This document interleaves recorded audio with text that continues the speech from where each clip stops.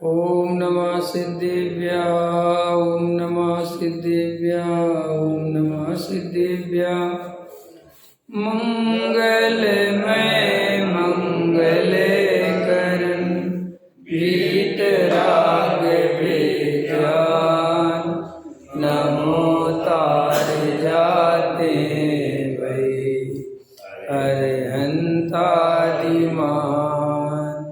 करे मंगल करे होमा ग्रंथ करन के काज जाते मिले समाज सब पावे निज पद राज इस भव तरु का मूल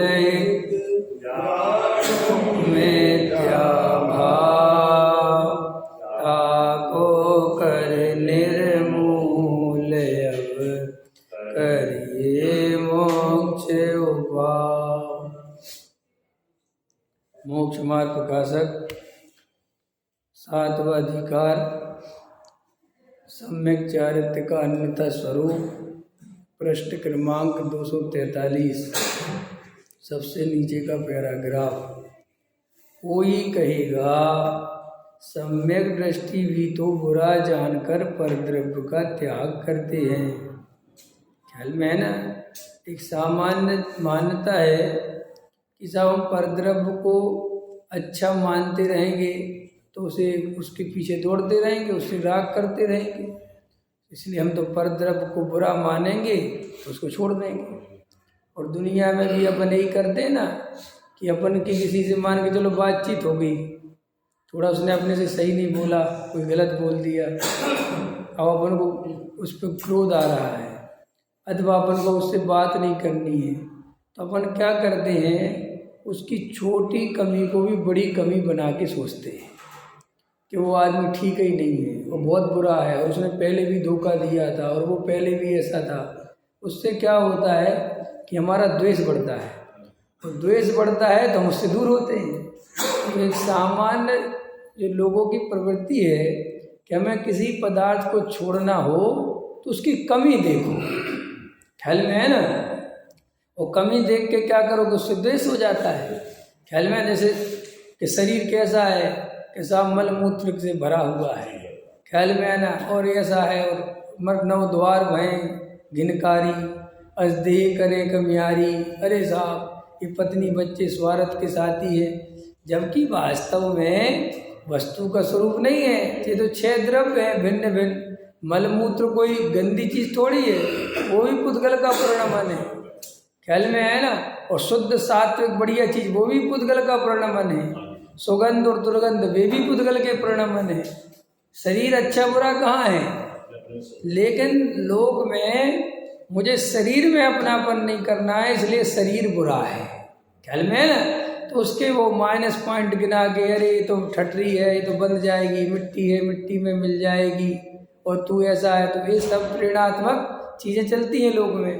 तो लोग इनकी गहराई में ना जाके परद्रव्य से द्वेष कर लेते हैं, और वो परद्रव्य के द्वेष को करके वो परद्रव्य का त्याग कर देते हैं, ख्याल में है ना।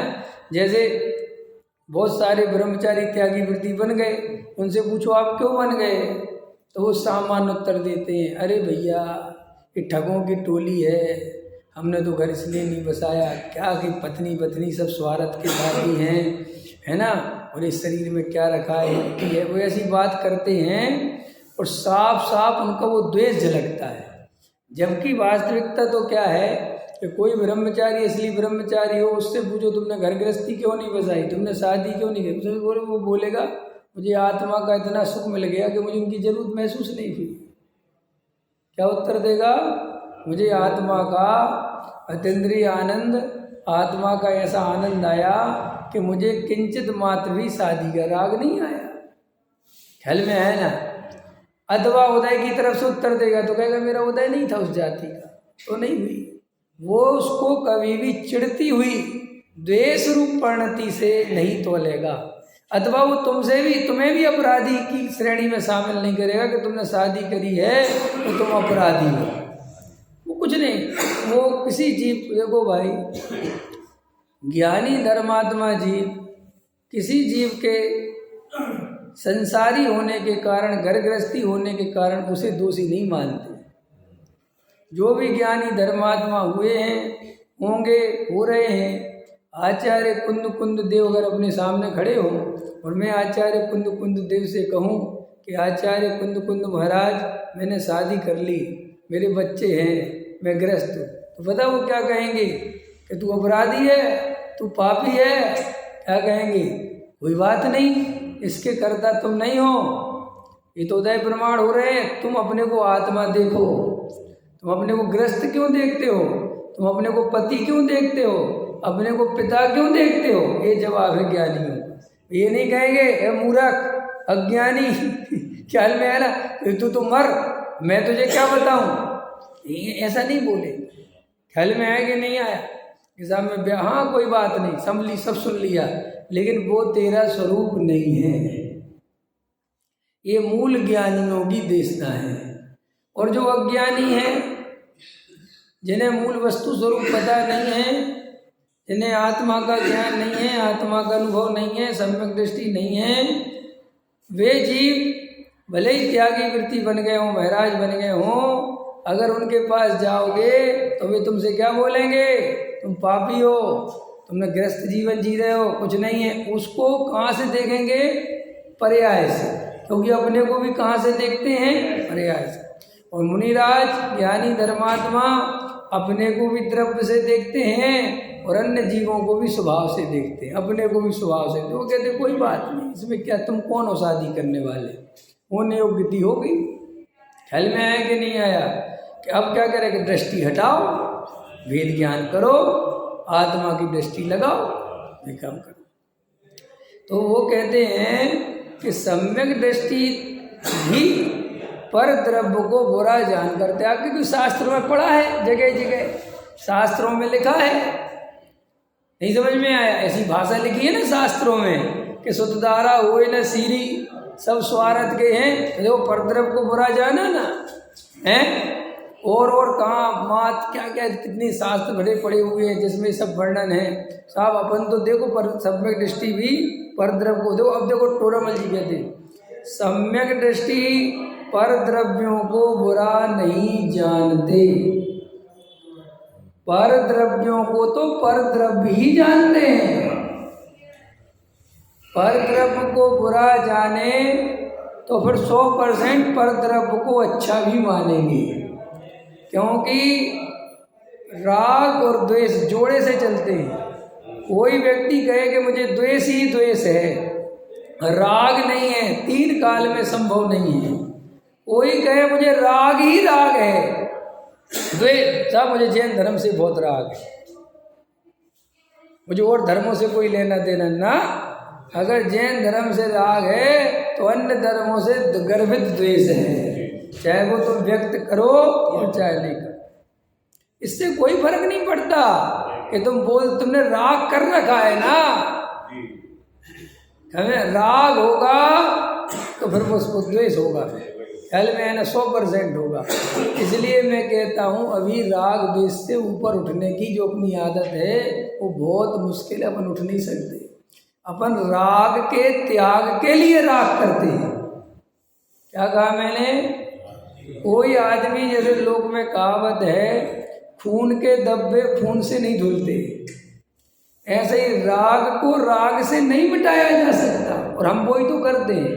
हमने घर गृहस्थी का 1 घंटा राग छोड़ के देवसाज गुरु से राग कर दिया, और देवसाज गुरु से राग करके खुश होते हैं कि हमने राग तोड़ दिया। कौन सा राग तोड़ दिया?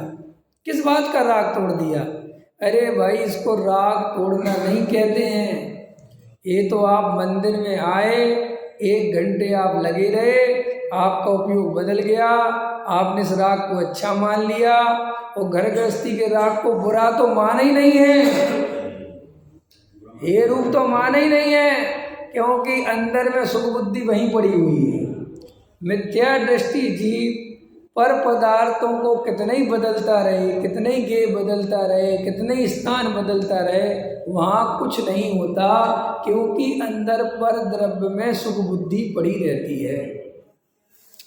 इसीलिए सम्यक दृष्टि पर द्रव्यों को बुरा नहीं जानते, अपने राग भाव को बुरा जानते हैं। वो तो जानते हैं कि असली मेरा जो दुख का कारण है, असली जो छोड़ने योग्य है, जो मेरा स्वभाव नहीं है, ये मेरी आत्मा का विभाव है और वो रागादि भाव है। बस वो तो राग भाव छोड़ते हैं। वो मूल में क्या छोड़ना है कि राग भाव छोड़ रहा है। चलो प्रश्न है, राग भाव कैसे छूटता है? मिथ्यात्व को छोड़े बिना राग नहीं छूटता। पहले नंबर पर मिथ्यात्व छूटना चाहिए। अगर मिथ्यात्व नहीं छूटता तो राग छोड़ने की कल्पना झूठी है, छूट नहीं सकता। चाहे भले ही कपड़े उतार के नग्न दिगंबर साधु हो जाओ, उससे कोई फर्क नहीं पड़ता। ये आप और हम जो अपने अपने अहंकार, अपनी अपनी मान्यता पुष्ट करने में लगे हैं ना, ये हटा दो। ये सब जहर है,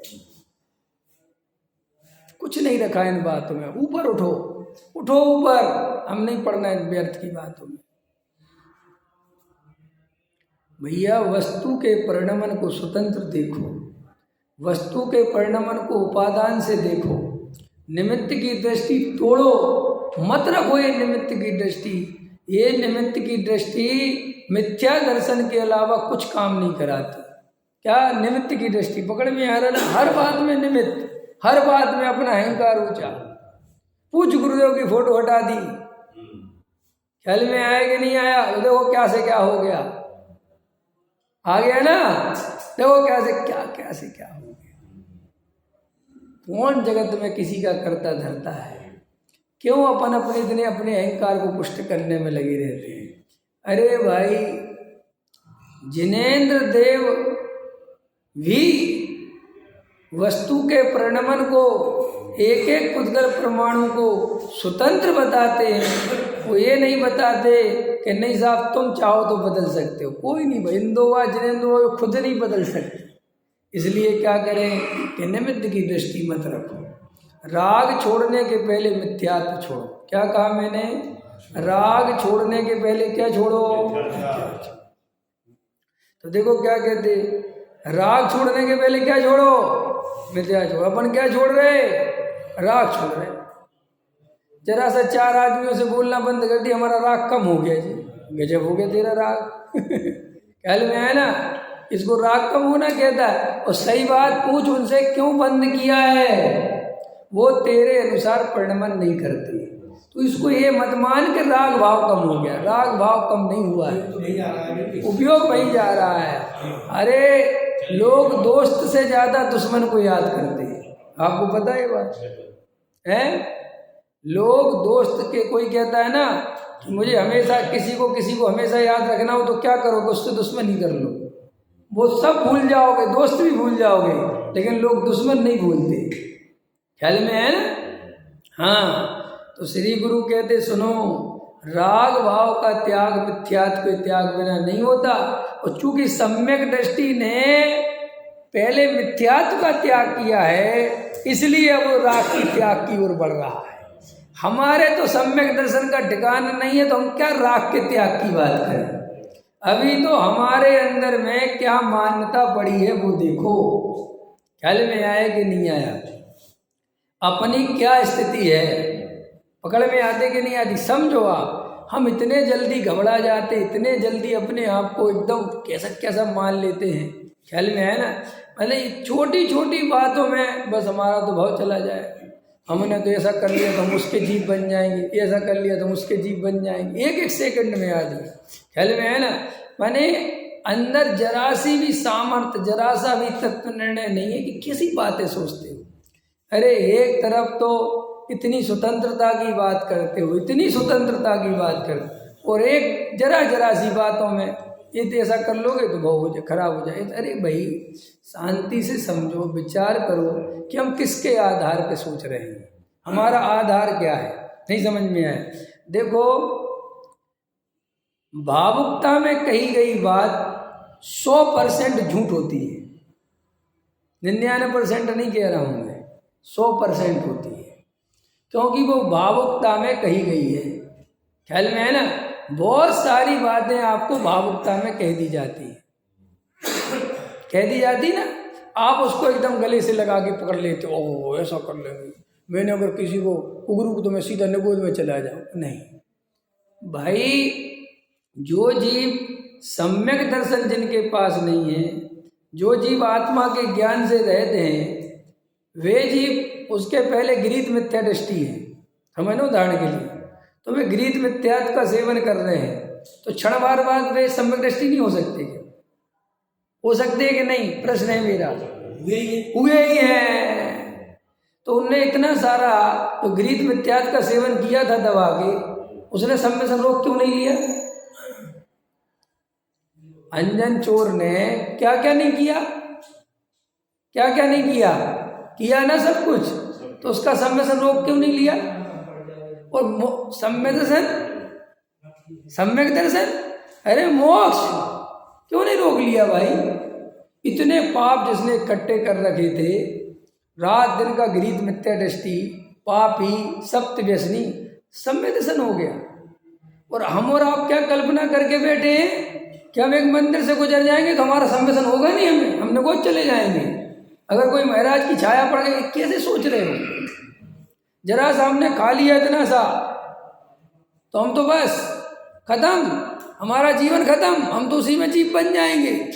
अरे भैया, शांति से बैठ के इतने मत घबराओ, इतने मत डरो, कोई आफत नहीं आ गई। अभी अपनी भूमिका देखो, अपनी स्थिति देखो, ख्याल में आया ना? हम लोग जरा जरा सी बात में, जरा जरा सी बात में ऐसे ऐसे ऐसे आकुल व्याकुल हो जाते हैं कि जैसे पता नहीं कितनी बड़ी आफत कर दी हो, कितनी बड़ी टेंशन दे दी। शांति से बैठ के गहराई से कोई बात कही, उसको हमने कहा आपसे, आपको ये तकलीफ हो रही, यहाँ से तकलीफ, हमने कहा ऐसे काम करो, ऐसे करो, अरे सो ये तो बहुत बड़ा पाप है, ठीक है मत करो। इतनी इतनी इतनी बुद्धि हट गई है।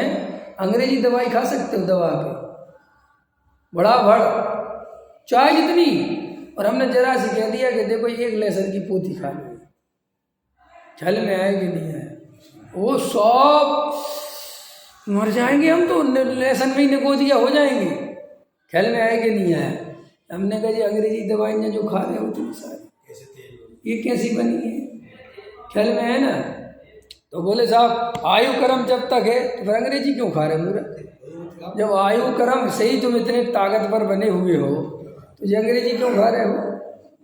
और 99% लोग आयु को खा रहे हैं, क्या क्या वो क्या कर रहे हो? अंग्रेजी दवाई। और वे अंग्रेजी दवाइयाँ कैसे बनती हो तो अपन को क्या, किसी को पता नहीं। चलो और छोड़ो, अंग्रेजी छोड़ो। मैं ये सब इसलिए बोल देता हूँ, कभी कभी ऐसी बात आ जाती है ना कोई, तो लोग बड़ा आफत ढाते हैं, सब ये तो बहुत गलत बात है, तो बहुत गलत बात है। आयुर्वेदिक दवाइयों का समझते हो क्या होता है? किसी को पता है? कुछ नहीं पता। आयुर्वेदिक दवाइयाँ बनती जड़ी बूटियों से। ये जड़ी बूटी का अर्थ क्या होता है? इसका अर्थ करो, जाके पूछो इन वेदों से, समझ में? जड़ी बूटी का मतलब ही होता है जो जड़ से बनाई गई है। जड़ मतलब जमीकन। हाँ जी, ख्याल में आया ना? और वो आयुर्वेदिक तुम्हारा जड़ी बूटी के अलावा वो दूसरी चीज से बनता नहीं समझ में आया? कि साहब वे सुखो लेते हैं, तुम्हारे तर्क है ना अपने अपने, तुम खाते नहीं तो वे सुखोते क्यों?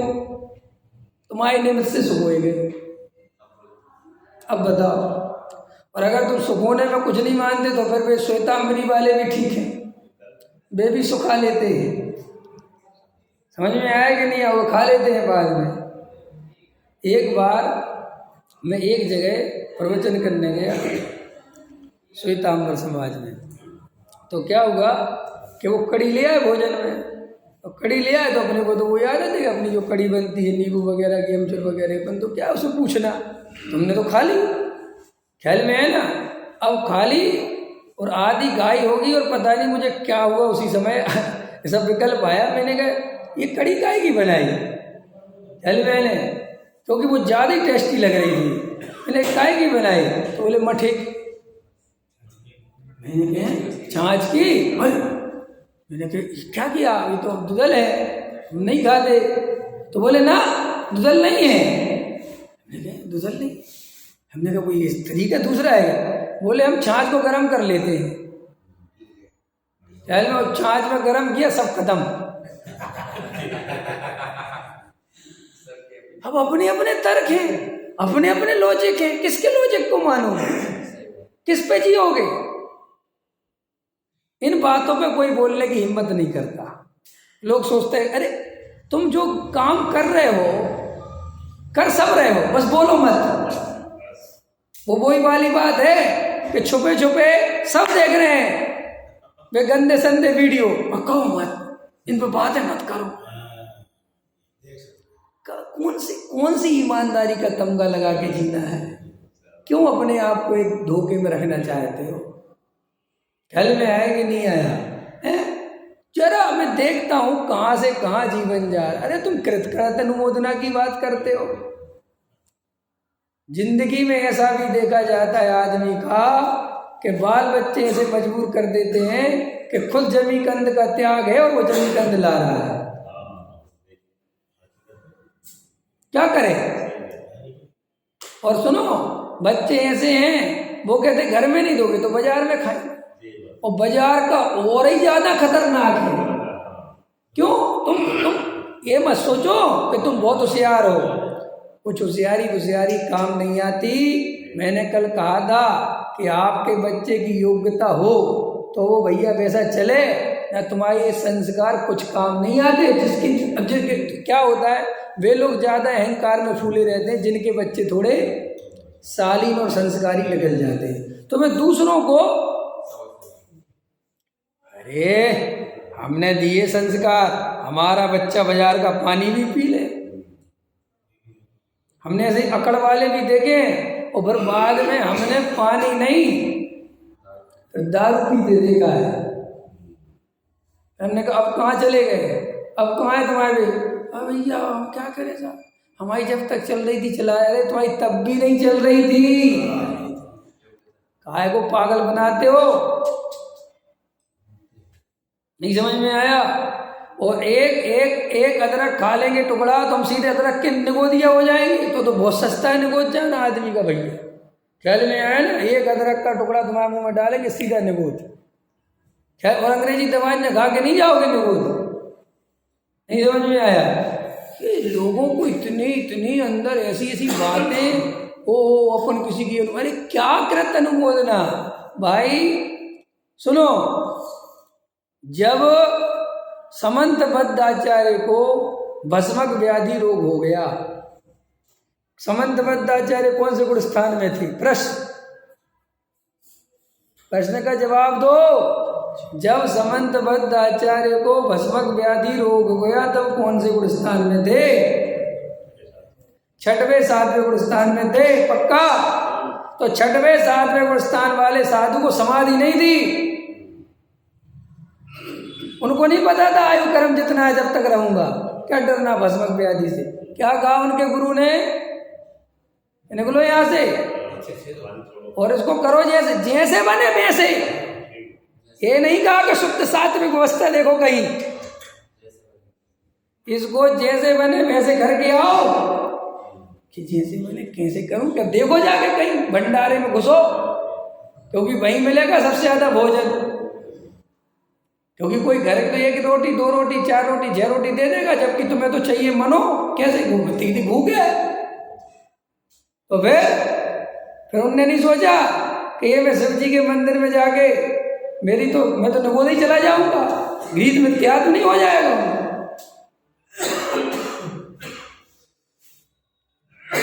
नहीं हुआ, चले गए। और सुनो, वे जो प्रसाद चढ़ता था वो शुद्धता के अटपेरा वाला घी से बनता था। ये और बताई दो, ताकि मैं इसकी और अभी बखिया उखेड़ ही दूँ।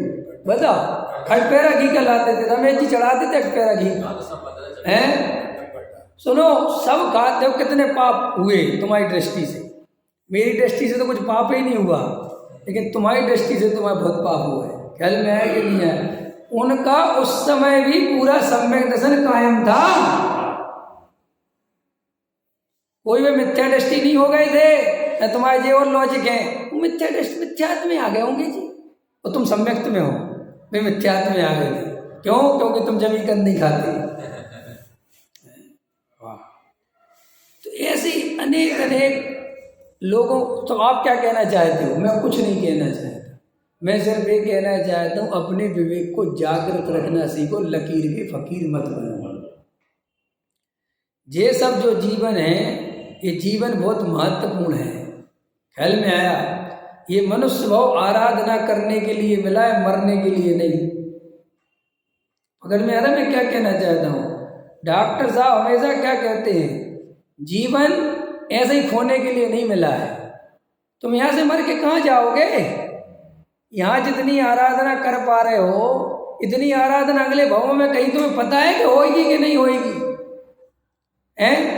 अगर, और सुनो रही बात उसकी, तो भैया सच्ची बात तो ये है कि आयु कर्म से जीता है, ये 100% सत्य है। लेकिन इस परस्पर पर्याय में अनेक निमित्त नैमित्तिक संबंध है, एक नहीं अनेक निमित्त नैमित्तिक संबंध है। इसलिए श्रद्धांत तो आयु कर्म का होना, लेकिन कोई उपाय सामने आता है कि इससे करोगे तो हाँ तो कर लेंगे, उसमें क्या बात है, वो करते हैं। ऐसा कौन सा माई का लाल है जो नहीं करता? भले ही शुद्ध करते हो अशुद्ध करते हो, मैं बाद में उसकी व्याख्या पर बाद में कर लेंगे। वो बाबा रामदेव भाषण देते फिरते हैं, ख्याल में आया कि नहीं आया? कौन सा अपनाओ? आयुर्वेदा का अपनाओ, आयुर्वेद का। और जब खुद के गुरुजी बाल कृष्णाचार्य बीमार पड़े तो एम्स में भर्ती करा दिया। ख्याल में आया कि नहीं आया? अब खुद भी हो गए, अपन तो बता रहे हैं। तो फिर बाद में बोला कि ये क्या है, सारे मीडिया वालों ने घेर लिया, तुम तो बड़ा कहते थे एलोपैथी एलोपैथी बेकार। तो बोले भैया बेकार नहीं है, कुछ चीजों में वो ही एक सहारा है जिसका इलाज हमारे पास नहीं है। अब दुनिया भर को समझाने वाला, देखो भाई हर चीज की अति बुरी होती है। क्या कहा? कल मैं डॉक्टर के पास गया, तो डॉक्टर से मैंने कहा कि मैं वो एलोवेरा पी रहा हूँ, वो तो ठीक है ना? उसने कितनी अच्छी बात कही, मैंने उसकी बात से कहा वाह। उसने कहा देखो भैया, जगत में ऐसा लगा मुझे जैसे अध्यात्म पढ़ता हो, कह रहा जगत में कोई चीज़ ना बहुत अच्छी है और ना कोई चीज़ बहुत बुरी है, ना हर चीज़ अमृत है ना हर चीज़ जहर है। कभी कभी वो जहर भी बन जाती है और कभी कभी वो अमृत भी बन जाती है। तो मैंने कहा कैसे? बोले देखो ये दवाई तुम खा रहे हो, हम जितनी बता रहे हैं उतनी खाओगे तो अमृत है, और बोले अति करोगे तो फिर जहर है, यही मार डालेंगे। बोले ऐसे ही आयुर्वेदिक, चाहे तुम्हारा वो एलोवेरा हो चाहे कोई हो, अगर उसको तुम भगवान समझ के पीना ये बहुत ही बढ़िया चीज़ है, मैं तो सुबह शाम पीऊँगा, तो बोले वो जहर बना देगा, वो ही मार डालेगा। बोले कोई भी चीज़ जो बढ़िया से बढ़िया बताई जाती है, अगर उसकी अति करोगे तो वो खराब है, उसका विवेक तुम्हारे अंदर होना चाहिए। ऐसे ही कोई भी चीज़ तुम अपने जीवन में करते हो तो उसकी अति मत करो। ब्रह्मशील संयम पालो तो उनकी अति मत करो, पगलाओ मत बिल्कुल भी। ख्याल में इतने मत पागल बनो कि सब में से करके बंद ना करो, तो ऐसे नहीं बिल्कुल बस चाहे प्राण जाए पर अब तो हम 4-6 करेंगे, नहीं ऐसे मत करो भाई। अपना जीवन अपना विवेक जागृत रखो, और विवेक में क्या जागृत रखो कि शरीर में भोजन ऐसा करो कि ना भोजन की अति हो ना भोजन की कमी हो। सम्यक आहार, सम्यक आहार समझते हो क्या कहलाता? सम्यक आहार जो ना शरीर को अति ऊर्जा दे कि तुम्हारी कसाय बहुत भड़क जाए, और ना शरीर को अति कमजोर करे कि तुम पे चलते ना बने। सम्यक आहार दो। शरीर को 2 रोटी की जरूरत है, बड़ी शांति से 2 रोटी दो, ना 3 दो ना 1 दो। हल में आया? तो हमारे जीवन में विवेक जागृत होना बहुत जरूरी है। अगर हमारा विवेक जागृत नहीं होगा और हमें लकीर के फकीर बने रहेंगे और इतने डरते रहेंगे, देखो भाई इतना डरने की जरूरत नहीं है जीवन में। अगर हमारे अंदर भय होगा तो हम कभी सम्यक दर्शन की प्राप्ति नहीं कर पाएंगे। डरो मत, तुम डरो मत, घबराओ मत। अगर तुम ईमानदार हो, तुम्हारा अभिप्राय निर्मल है, तुम शंकर जी की पिंडी के घर उधर जाके बैठ जाना, सम्यक दर्शन नहीं छूटेगा। और इसके लिए मैंने उदाहरण दे दिया। हालांकि वो मुझे पता है कि समंत भद्र से तो तुम कुछ कर भी नहीं सकते उनके सामने, क्योंकि वो छोटे मोटे तो थे नहीं, समंत भद्र थे। वे समंत भद्र कोई हैं जो क्या क्या कहते कि आओ, तो जो भी हो, समझ में आया ना। और मैं तुम्हें इसलिए नमस्कार नहीं करता, तुम्हें इसलिए नमस्कार नहीं करता, इतने खतरनाक है, समझ में आया। और फिर वो बाद में पिंडी चंदा प्रभु बन गया इसलिए तुम थोड़े से, अगर मान के चलो वो नहीं बनी होती, नहीं सब तो महाराज भी इतना चमत्कार है, कोई इतना ऐसी तो बात नहीं है भाई। हाँ, तो तुम पता वहां पे वो पुण्य पाप घटित करने लगते, क्या करते हो? पर हम करते क्या है, मांग तुंग आचार्य को जेल में डाल दिया उनके पाप की वजह से, और फिर 48 तारे खुल गए उनके पुण्य की वजह से। उसमें भक्तापन ने क्या किया नहीं समझ में आया। अगर वे इतने पुण्य वाले थे तो गई क्यों? टोडामल जी को, किसी को भी ले लो, हजारों करोड़ों लाखों भरे पड़े। अरे भाई, ये तो हमने आपको 1000 दफे कहा कि तुम क्या कहते हो, छल ग्रहण नहीं करना चाहिए। छल कौन ग्रहण कर रहा है? कौन हम कह रहे हैं कि तुम जाके शिव जी के मंदिर में चले? मैं इसलिए थोड़ी ये कहानी सुना रहा हूँ। नहीं, छल ग्रहण का मतलब क्या होता है? मैं तुमसे थोड़ी कह रहा हूँ तुम आलू प्याज खाने लगो, मैं तुमसे थोड़ी कह रहा हूँ तुम लहसुन प्याज अदरक खाने लगो, मैं नहीं कह रहा। मैं ये कह रहा हूँ कोई तुम्हारे जीवन में एक ऐसी स्थिति है, तुम्हारा श्रद्धान मजबूत है, समझो पहले तुम्हारा जमीकंद आदि का त्याग, समझना पहले ध्यान से। लेकिन जमीकंद आदि का त्याग होने पर कोई ऐसी बात है कि साहब ये दवाई है, शुद्ध दवाई, लेकिन इसमें ये अदरक डला है या इसमें ये चीज़ डली है। अब आपने कहा मैं तो नहीं लूँगा, ठीक है, अच्छी बात है, बहुत अच्छी बात, बिल्कुल मत लो। लेकिन आप उसके बदले अंग्रेजी दवाइयाँ ले रहे हो, तो कौन सी समझदारी, कौन से नियम का पालन कर रहे हो आप भाई? नियम का पालन करो तो जैसे करो। और नियम का पालन, बजरंग जी बहुत अच्छी बात सुनो, नियम का पालन ऊंचा नीचा नहीं होता, ये उल्टे सीधे नहीं होते, ये पागलपन नहीं है नियमों में कि एक तो इतना बड़ा दोष लगा रहे हो और एक इतने छोटे से नियम के लिए मरे जा रहे हो। ये ऐसे नहीं चलेगा भैया, पहले बड़ा दोष छोड़ो। टोडामल जी साहब ने लिखा है इसी मोक्ष मार्ग प्रकार, पहले बड़ा पाप छोड़ना चाहिए। ये बात मैं जानबूझ के बोल रहा हूँ, ये जो लोगों के मन में दबी रहती है, कोई किसी से कहता नहीं, चुपचाप सब गटक गटक चलता रहता है, बक्काओ मत। कई मुझे सलाह देते, पंडित जी आप ऐसे मुद्दों को छेड़ते क्यों हो जिनसे आपकी किरकिरी हो, आपके श्रोता घट जाएं, कुछ आपको छोड़ के भग जाए। मैंने कहा कल भगते थे आज भग जाए, मुझे ऐसे कमजोर दिल वाले श्रोता नहीं चाहिए। ख्याल में आया ना रमेश जी, जो एक स्त्री चीज से घबरा जाए, अरे भैया तुम अभी क्या समझ रहे हो हैं? अपना विवेक जागृत रखो, हमेशा पहले बड़ा पाप छोड़ो। ध्यान रखो यार, मेरे को मोह इतना पड़ा है कि मैं अंग्रेजी दवाइयाँ ले रहा हूँ, और मैं यहाँ जरा सी आयुर्वेदिक में वैद्य जी ने बोल दिया कि लहसुन की पोथी मिली तो मैं इतना उचक रहा हूँ। काहे को उचक रहे कि साहब वो कौवे का मांस, मुझे सब पता है कि जैनी कहाँ से कहाँ पहुँचेगी, कहाँ आ गए? कौवे का मांस। भाई वो कौवे के मांस वाली जैसी परिणति नहीं है तुम्हारी, काहे को पगला रहे हो बैठे बैठे? लेकिन वो तो इससे तो था नहीं। अरे हम जानते हैं चोर की दाढ़ी में तिनका, तुम कितनी बातें हमें बता रहे हो। अपने अंदर के अभिप्राय को चेक करो, क्या चल रहा है। दोगलीपन की जिंदगी छोड़ो, कौन से सड़े गले नियमों के भरोसे तुम जी रहे हो और अपने को बहुत बड़ा धार्मिक समझ रहे हो। ख्याल में आया ना? अरे अंग्रेजी दवाइयाँ खाने वाला आयुर्वेदिक दवाई वाले से पूछता है इसमें क्या क्या मिला है।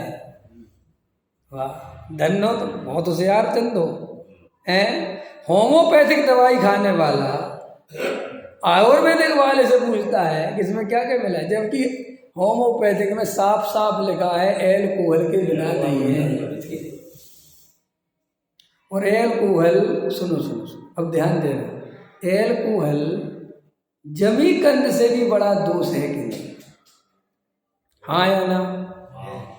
कहाँ लिखा? कहाँ लिखा? अरे मूल अष्टमूल गुण है ना जो, उनमें जमी गंध नहीं है। श्रावक के जो सामान्य ग्रस्त के अष्टमूल गुण है उसमें जमी गंध नहीं है जैन साहब, उसमें मध्य मास मधु है और पंचोदंबर फल है। उनने कहा आगम से चलोगे ना, वैसे आगम से आते हो ना, आगम पे आओ, आगम ले आओ, तो आगम की बात बताऊँ। आगम में लिखा है वहाँ एक सामान्य ग्रस्त के लिए जो पाक्षिक श्रावक जिसे कहते हैं, जिसे पक्ष आ गया है जैन धर्म का, कि उसके लिए क्या त्याग होना चाहिए। तो उन्होंने कहा कि उसे मध्य मास मधु और पंचोदंबर फल का त्याग होना चाहिए। अब ये मूल अष्टमूल गुण बता रहा हूँ, मूल गुण है, मूल गुण जैसे मुनिराज के मूल गुण होते हैं ना, इनके बिना मुनिराज हो ही नहीं सकते। ऐसे ही ये गुण नहीं हो तो वो श्रावक नहीं हो सकता। अब देखना, अब होम्योपैथिक की दवाइयाँ खा रहे हैं, देखे होंगे डिब्बी रख के घूमते रहते हैं, और वे आयुर्वेदिक वाले से पूछते हैं कि इसमें क्या क्या मिला है। और वैद्य जी कह रहे इसमें जो है अदरक डला है, अदरक का तो मेरे त्याग है, वो तो मैं 3 काल में नहीं खा सकता, ना मैं उसमें नबूदिया हो जाऊंगा, अदरक की पर्याय में चला जाऊंगा। बहुत गजब तुम्हारा धर्म, बहुत गजब, बहुत जल्दी नगोद भेज देता है भाई, ख्याल में है ना, इतने जल्दी नगोद चले जाते हो। एक अदरक की गांठ खा लोगे तो नगोद सीधा वहीं उसी पर्याय में जन्म मरण हो जाएगा। हैं गजब हो गया, इतना शुद्धात्मा सुना, इतनी आराधना करी, इतना तत्व सुना, ये सब एक तरफ और एक अदरक एक तरफ। ख्याल में आया कि नहीं आया? ऐसे अपने विवेक को खो चुके लोग और अतिवादी, अति कट्टरता, समझ में आया कि नहीं आया?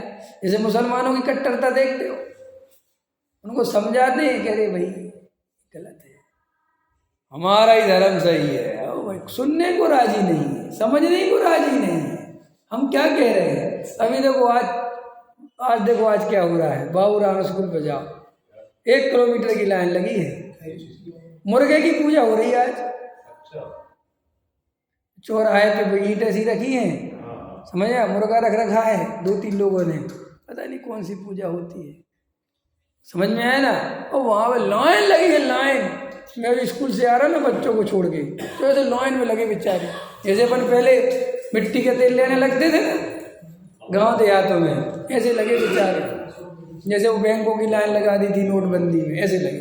अब मेरे को ऐसा भाव आया, मैंने कहा यार, मैंने अपनी बेटी से, बेटे दोनों थे, मैंने तुम्हारी बेटी कहती पापा, मैंने कहा देखो बेटी, इन बेचारों के पास वस्तु स्वरूप नहीं है, देखो कैसे लाइनों में लगे पढ़े लिखे लोग, बच्चों को बताता हूँ कि देखो। तो बेटी बोली पापा अपने जैन धर्म में ऐसा नहीं होता। हमने कहा बेटा जैन धर्म वस्तु स्वरूप बताता है। वो कहता है ये सब क्या है, अभी इसी मुर्गे को पूजा कर रहे हैं, कल इसी को काट के खा जाएंगे। ख्याल में आए ना, ऐसे संसारी जीव अनभिज्ञ अज्ञान, मतलब कभी कभी मैं सोचता हूँ कि जीव इतना अज्ञानी हो सकता है, इतना मूर्ख हो सकता है, इतना मूर्ख हो सकता है। कॉलेजों में गए, पढ़ लिख के आए, वहाँ लाइन में लगे, किसकी पूजा करनी है आज? कोई गोबर की पूजा कर रहा है, कोई मुर्गे की पूजा कर रहा है, कभी झाड़ू की पूजा कर रहे हैं, कभी किसी की पूजा कर रहे हैं। बाय गॉड, सोचो तो कि संसार में क्या है। ख्याल में आया कि नहीं आया? क्या करेंगे? अरे भाई ऐसा ही संसार का स्वरूप जानना और जानकर अपना विवेक जागृत करना। जैन धर्म इसलिए महान नहीं है कि मैं जैन हूं, नहीं, ये गलत बात है। जैन धर्म इसलिए महान है कि वो बिना विवेक के एक कदम भी नहीं चलता। जैन धर्म में एक भी क्रिया इसलिए नहीं करनी चाहिए कि आगम में लिखी है। जैन धर्म कहता है अगर हमने कोई क्रिया बोली है तो उसके पीछे लॉजिक भी होना चाहिए। अगर वो लॉजिक तुम्हें पता नहीं है, वो कारण पता नहीं है उस क्रिया का, तो वो क्रिया व्यर्थ है। कोई नग्न दिगंबर साधु हो जाए आगम को पढ़ के और ये पता ना हो कि नग्न दिगंबर होते क्यों हैं, तो उसका साधु बनना व्यर्थ है। ख्याल में आया कि नहीं आया? अरे भाई, हमारा जीवन तो ऐसा है, अगर हमने जमीकंद को हाईलाइट कर दिया तो तुमने जमीकंद छोड़ दिया, हमने फूलों की माला को हाईलाइट कर दिया तो तुमने फूलों की माला छोड़ दी, क्योंकि तुम गुरुओं के भरोसे हो ना, जिनने जो हाईलाइट कर दिया। अब गुरुदेव जिन चीज़ों को ज़्यादा कह गए तो लोग उसी के पीछे पड़ गए, और बाकी अंग्रेजी दवाइयाँ दबा के खाते रहते, क्योंकि वो अंग्रेजी दवाई पे नहीं बोल पाए होंगे मेरे हिसाब से। ख्याल में आया कि नहीं आया? या उस समय इतना नहीं था। दुनिया में क्या है, हमने देखा, हम हमेशा लकीर के फकीर बनते हैं, हमेशा अपना विवेक बिल्कुल भी जागृत नहीं रखते, बस दूसरों के विवेक से जीते रहते हैं। किसी ने कह दिया ये खाओगे तो मरोगे, तो बहुत ही पाओ, बस छोड़ दो। और वो भी छोड़ दो मतलब अंदर से नहीं होता, वो भी छोड़ना ऐसा होता है, वही कुर्ता बढ़िया पजामा गंदा, टोडरमल जी साहब ने लिखा है, एक क्रिया ऊंची पालने लगता है और एक क्रिया अत्यंत नीची पालता है, जिसका कोई पता ही नहीं। ऐसे ऐसे लोग हैं कि कैसे कैसे लोग हैं, अब क्या क्या बोले, छोड़ो। तो क्या कहते, देखो, इसलिए उसके कारण भी त्याग होता है। किसके कारण? राग भाव छूट गया अंदर से, ख्याल में है ना, तो एक बाहर का पदार्थ भी छूट गया। और जब अंदर राग भाव पड़ा है, पूरा ताकत पड़ी हुई है, ख्याल में आया कि नहीं आया? और बस वो बाहर में, बस बाहर में हटाओ हटाओ हटाओ, क्या हटाओ? अंदर राग पड़ा है तो कट नहीं हटा देंगे तो हम सारी ताकत वहीं लगा के पकड़ में आया। इसीलिए वस्तु का विचार करने से कोई परद्रव्य तो बुरा भला है नहीं। ख्याल में आया कि नहीं आया? और सुनो, जैन धर्म में आसक्ति के त्याग की बहुत बात रखी। आपको पता है, बोल ही देता हूं, ये भी तुम्हें क्लियर कर दूं, आप निगोदिया जीव को बचा सकते हो? अरे बोलो हाँ या ना। और बचा भी सकलो तो क्या बचाओगे वहां? निगोदिया जीव की जो स्थिति है, वो स्थिति हम और आप सब परिचित हैं, ठीक है, सब जानते परिचित हैं। वो निगोदिया जीव बचे नहीं बचे, बचे नहीं बचे, उसकी बहुत कीमत नहीं है। लेकिन संगी पंचेंद्री बचे, इसकी कीमत है कि नहीं? हाँ या ना? जल्दी बोलो। इसकी बहुत कीमत है। कि क्यों? कि अगर संगी पंचेंद्री जीव बचता है तो ये संग की प्राप्ति कर सकता है, ये भव के भाव का बीज हो सकता है। ये निगोदिया तो वैसे ही कुछ नहीं कर सकता, इसको बचाना नहीं। एक तो हमारे हाथ में वास्तव में रेयर में इसलिए भी नहीं कि उसकी जीवन ही ऐसा है। फिर अपने यहाँ पे जमीकंद आदि के त्याग की बात क्यों गई? सुनो, उसका कारण बताते हैं। जीवों की रक्षा के लिए नहीं कही, डरो मत, क्योंकि वहाँ रक्षा का प्रसंग ही नहीं है, वहाँ बचाने की बात ही नहीं है। पहले तो ये करेक्शन कर लो कि तुम निगोदिया जीव को बचाने के लिए आलू नहीं खाते, गलत बात। उसके 2-3 कारण मुख्य हैं। जो जमीन के अंदर चीजें पैदा होती हैं उनमें तामसिकता होती है। क्या होती है? तामसिकता होने के कारण अगर उनका हम सेवन करते हैं तो वे हमारी कसाय को बढ़ाती हैं, कसाय को ऊर्ध्व करती हैं। ठीक है, ध्यान से सुनना, ये बात किसी को समझ में नहीं आती है। तामसिकता के कारण एक बात। दूसरी बात, जिस चीज में अनंत जीव हैं, ऐसे जीव ऐसी चीज का सेवन क्यों करना? अति आसक्ति होकर ही किया जा सकता है। काहे के लिए किया? आप आलू काहे के लिए खाओगे? स्वाद के लिए, अति आसक्ति के लिए। तो उनने कहा कि जब इसकी जगह बढ़िया दाल है तो तुम इसको क्यों खाते हो? अति आसक्ति भाव ठीक नहीं है, क्योंकि अति आसक्ति भाव भी सम्यक दर्शन में बाधक है। खाली आलू प्याज का नहीं। अगर तुम अति आसक्ति भाव से तोरी भी खाते हो तो भी बाधक है। अति आसक्ति भाव से तुम मिठाई भी खाते हो, लोगों को कुछ पता ही नहीं है। लोग जमीकंद तो नहीं खाते लेकिन मिठाई के बिना चैन नहीं पड़ती। तो वो कहते ये भी तो तुम्हारा खा गए पूरी ऊपी हो। वो मिठाई दुखदाई है, क्योंकि मिठाई सुखदाई तो है नहीं, है सुखदाई? आज के जीवों को मिठाई तो बिल्कुल खतरनाक है। और सुनो, आजकल का मामला ऐसा है अरविंद जी, घरवाली बनाने को तैयार नहीं समझ में आया। और जो मिठाई के शौकीन है जो शुद्ध बुद्ध खरीद लाते हैं, समझ में आया कि नहीं आया? बाजार में से शुद्ध बुद्ध खोज लाते हैं, कहते जी हमने छने पानी से बनवाई है। वाह बेटा, हम तुम्हें छने पानी की बताते कहानी। कहाँ से मंगवाई है? इंदौर, शुद्ध पानी। यहाँ एक अंजलि है, हाँ, कद्दू की चिप्स उसने दी, कद्दू की बता के पेठे की। हाँ भाई साहब पेठे की नहीं, हमने उसके लेबोरेटरी टेस्ट कराई, 70% आलू निकला, आलू की निकली। हाँ, मैंने उसको और मेरे से सेठ जी कह रहे थे, अरविंद जी कह रहे थे वो बहुत ही बढ़िया है। कह रहे थे वो ले तुम, मैंने कहा मुझे नहीं लेना। मेरे में इसमें लेबोरेटरी टेस्ट रखा, मैंने उसको भेजा। हाँ, धर्मिष्ठ कर रही है, हाँ, कह के बेचना। हाँ, तो बार बार मेरे को फोन कर रही कि बाबूजी हमारी तो रोजी रोटी चली जाएगी, हम शिकायत कर रही है। अब देख लो तुम्हारे शुद्ध बुद्ध, ये शुद्ध बुद्ध है तुम्हारे सब। अरे यार भज्जसेन जी, तुम कौन सी दुनिया में, जो चीज धंधा बन गई, पर धंधे में हलवाई देखता है एक कप की चाशनी है, हलवाई देखता है इसमें कितनी मक्खी निकल गई, हलवाई देखता है कितने कीड़े निकल गए। अरे 2 किलो शक्कर नहीं फेंकता हलवाई, चाहे वो 10 दिन की रखी हो, माँ की निकल गई हो ना 10, 20, 50, वो नौकर के महाराज इसमें भर है, निकाल फेंक। ऐसी माँ की देखते रहेंगे, ऐसी मक्खी देखते रहे तो कर लिया धंधा। 5 लोगों से ज्यादा बनेगा तो उसमें शुद्ध नहीं हो सकता।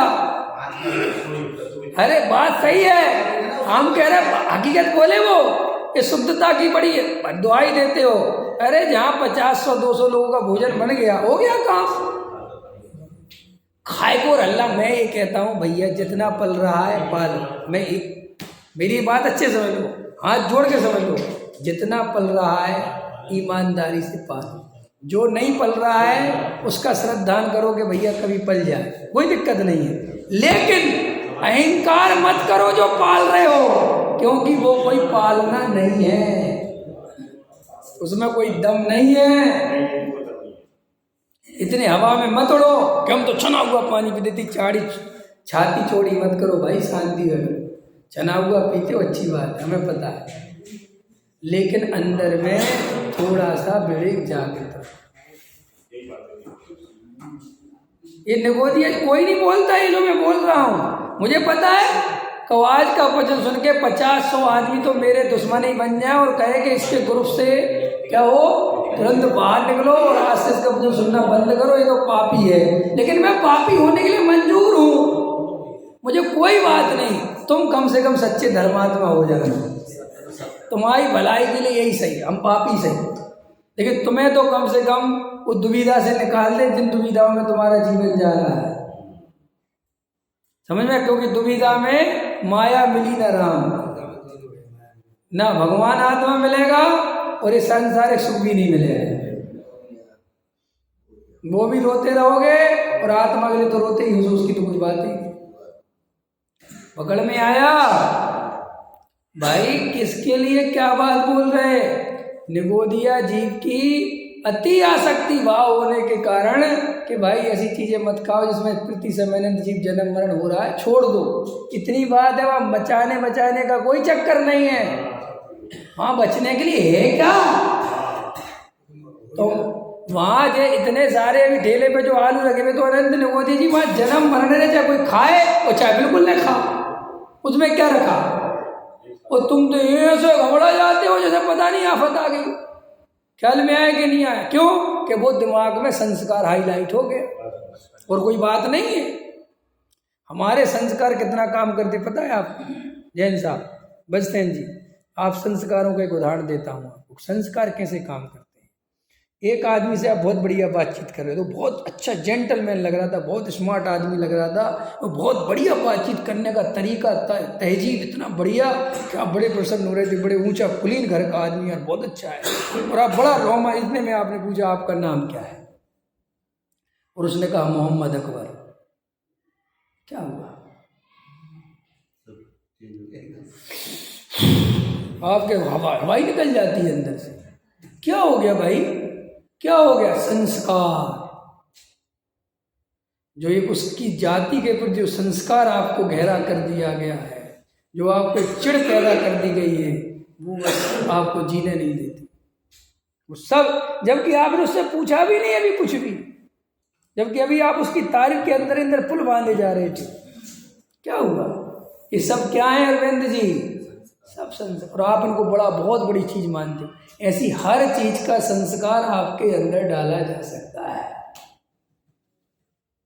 किसी भी रूप में डाल सकते हो आप। ख्याल में आया कि नहीं आया?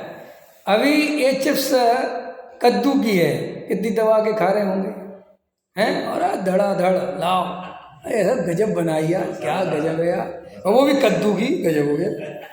अच्छा, टेंशन फ्री हो गया कोई? ख्याल में है ना? हमें तो आलू की याद आती थी, इसने तो पूरी कर दी हैं। समझे ध्यान से, देखना मेरी बात। अब आपके संस्कार बताता हूँ क्यों। और जरा सा किसी ने कहा ना ये वो नहीं है, ये तो वो ही है, तो देखो जो पेट में है वो भी उल्टी करने का मन करता है। तो आलू से उल्टी तो कभी किसी को नहीं होती। अगर आलू से उल्टी होती हो तो भाई दुनिया में इतने लोग आलू खाते, सबको उल्टी हो, तो यही क्यों पता? और अभी तक नहीं हो रही थी, अभी तक तो खींच रहा था। क्यों? और पता चला ओ मर गए, ओ मर गए, ओ मर गए। क्या मर गए जी? अति आसक्ति नहीं होती। सुनो सुनो जी, अति आसक्ति का लक्षण, इसका मतलब तेरी आसक्ति बहुत है। क्योंकि तू पूछने में भी तूने हिम्मत नहीं दिखाई कि इतना स्वाद ऐसा कौन सा कद्दू है भाई। हमें वैसे जी एक बात बहुत अच्छी लगती है, अब इनको तो भूल गए, वो याद होगी नहीं होगी। जब हम, बहुत पुरानी बात है, मुझे उस समय याद, उस समय की अभी भी है। इनने एक बात कही थी जब हम लोग कहीं भोजन कर रहे थे, कुछ पता नहीं, कि विवेक जी अगर भोजन को ज़्यादा ही स्वादिष्ट लग जाए ना, और कहीं बाहर भोजन कर रहे हो, तो जरूर पूछ लिया करो कि इसमें क्या है। ख्याल में है कि कोई इतना स्वादिष्ट होना पॉसिबल नहीं होता, कुछ इतना ज़्यादा स्वादिष्ट है। ख्याल में आया कि नहीं? और तुम स्वाद में भूल गए। यही तो आसक्ति का भाव है कि ऐसा कौन सा कद्दू है रे भाई। नहीं समझ में आया? अपन घरों में कोई चीज़ बनाओ, ख्याल में अपन कितनी कोशिश करो, वैसा स्वाद नहीं आता। वो बाजार में जाके कोई चीज़ लो तो बड़ा स्वाद आता है। तो आदमी सोचता बाजार का पता नहीं क्या करते कुछ नहीं है, उसमें ऐसे केमिकल, रसायन, ऐसी अभक्ष चीज़ें मिलाते हैं कि जिससे वो तुम्हें स्वादिष्ट लगती है। आप देख लेना, जो चीज़ जितनी पुरानी सड़ी गली होगी वो उतनी स्वादिष्ट होती जाती है, क्योंकि उसमें उतनी जीव राशि उतना पैदा होता जाता है। और अगर आप जागृत होते, आपने 2 चिप्स का इतना स्वाद, नो ये तो कुछ गड़बड़ लग रही, पहले देखो अंदर, ये तुम्हारे विवेक का लक्षण, ये तुम्हारी जागृति, इसको कहते त्याग। और तुम खाली बस एक कह दिया शुद्ध है, और यही सब तो सुनना चाहते थे, शुद्ध है। एक महाराज से हमने कहा, महाराज ये शुद्ध नहीं है। सच बता रहा हूँ, सच्ची घटना। एक महाराज पानी पता से खा रहे, वो गोलगप्पे सो बाजार के ला के दे रहा, यही घटना है दिल्ली। तो किसी ने कहा महाराज से, ये गोलगप्पे ये शुद्ध नहीं है जी, बाजार से ला रहा, हमें यही पता है कहाँ से ला रहा है। ख्याल में आएगा कि पानी भी घर का नहीं है, वो पानी का मसाला भी उसी का है। तो महाराज क्या बोले, वो तो शुद्ध कह रहा है, हमें क्या लेना देना। वो तो कह रहा है ना, मन शुद्धि, वचन शुद्धि, काय शुद्धि, पाप लगे उसे। गजब का महाराज है भाई। तो ख्याल में आया कि नहीं आया हैं? हमें तो भैया, हम तो क्या कर रहे हैं, ऐसे हमारे यहाँ चल रहा है, शुद्ध है जी। अपने ऊपर खड़े हो जाते सब चेयरमैन जी वगैरह, शुद्ध है, शुद्ध आओ, जैसे जो वहाँ खड़े होकर देख रहे थे कितना शुद्ध बनाया। ख्याल में आया कि नहीं आया? मुझसे तो कोई कहता है ना शुद्ध है, तो मैं उसके मुंह पे बोलता हूँ, भाई मैं शुद्ध खाता हूँ, मेरे को तेरी नहीं सुननी। हाँ, मैं तो खुल के कहता हूँ, भैया मैं शुद्ध खाता हूँ, मेरे को चिंता ही मत करो मेरी, तुम परेशान ही मत हो, तुम्हारी शुद्धता की मुझे चिंता ही नहीं है। आप कब तक ये 2 गली जिंदगी, दूसरे ने कह दिया शुद्ध, सब शुद्ध हो गया। सुनो, जिसे शुद्ध भोजन करना हो उसे खुद बनाना चाहिए। पत्नी पर भी ज़्यादा भरोसा नहीं करा जा सकता। और हम सबकी पत्नियों को जानते हैं और एक हमारे पास भी हम जानते हैं। समझ में आया कि नहीं आया? वे पत्नियां रोज बनाती ऊब जाती हैं, तुम्हारा पानी गर्म करते करते और छानते छानते, फिर तुमने आंखें फेरी और उनने छाना, और वे भी कहती सब सही है पिया। असली नरक तो तुम पत्नियों को तुम ही बेचते हो, क्योंकि बेचारी तुम्हारे चक्कर में मायाचार करना पड़ता है। नहीं समझे? तुम खा रहे शुद्ध, वे खा रही है शुद्ध, और तुमने बाहर किस पे सौंप रखा है? ऐसी पत्नियों को तो जानते हो ना आप? हाँ, बच्चे जी बहुत अच्छे जानते हैं। वे ऐसी पत्नियां हैं जो खुद क्लबों में घूम रही हैं, खुद चाट पकौड़ी खा रही हैं, होटलों पे खा रही हैं, और उनके पति शुद्ध सात्विक खा रहे हैं, वे पानी भी नहीं पीते। समझ में आया कि नहीं आया? अब वे ही पत्नियों के भरोसे उनकी भोजनशाला चल रही है। हम ये गजब की भोजनशाला है। फिर ज़्यादा हुआ तो एक नौकर रख लिए, वे नौकरानी बना रही है। गजब हो गया साहब, मैं तो संसार का स्वरूप। धन्य हो धन्य। अरे जैन साहब, आप भी ऐसी सी बातें करते हो हैं? अरे यही तो पंचम काल तुमने देखा कहाँ है ढंग से? ख्याल में आया? यही तो पंचम काल की महिमा है। यहाँ एक साथ दो सम्यक दृष्टि नहीं होते एक घर में। एक सम्यक दृष्टि, वहाँ की सब मिथ्या दृष्टि। पहले का जमाना छोड़ो तुम, समझ में आया? चेलना, वो कौन थी वो जिसका पति मैना सुंदरी भी सम्यक दृष्टि हो, वे भी सम्यक दृष्टि हो, वे भी सम्यक दृष्टि। पहले खानदान में सबे सम्यक दृष्टि होते थे। पंचम काल में खानदान में तो छोड़ो, मोहल्ले में तो छोड़ो, एक नगर में तो छोड़ो, पूरे देश में एक सम्यक दृष्टि होता है। और सबका अपना अपना। हमारा जो हमें सम्यक दृष्टि मानता है वो दूसरे किसी को नहीं मानेगा। और सुनो, उसका संवेदन कितना खतरनाक है, वो मुझे तब तक सम्यक दृष्टि मानेगा जब तक मैं उसके अकॉर्डिंग बोल रहा हूँ। समझ में आया? और मैंने जरा सा उसके खिलाफ बोल दिया, नहीं समझ में आया? मैंने कह दिया जरा खा लो, बोले मिथ्या दृष्टि, बात खत्म। कल तक हमसे सम्यक दृष्टि मानते थे, आज से मिथ्या दृष्टि। ये तो हमारी स्थिति है, ये है स्थिति। नहीं हो तो बता देना। आप किसे ईमानदार बताओ, किसे गुरु बनाने को तैयार? अरे हमें तो तुम 3 काल में ना बनाओगे। अरुण जी झूठ उतरा बोला करो जितना अच्छा हो, जो जम जाए। तो हमें गुरु बनाओगे? अरे तो हमें अपना चेला बना लो, यही बहुत है। हाँ ये बात कह रहे बना रखे तब तो आते हैं। अब जो तो हम ही जानते कैसे आते हो। ये भी बात पता है। तो देखो ये समय हो गया, गहराई से विचार करो। एक ही बात आज के प्रवचन का सार ही है, लकीर के फकीर मत बनो, अपना विवेक जागृत करो। सहजानंद।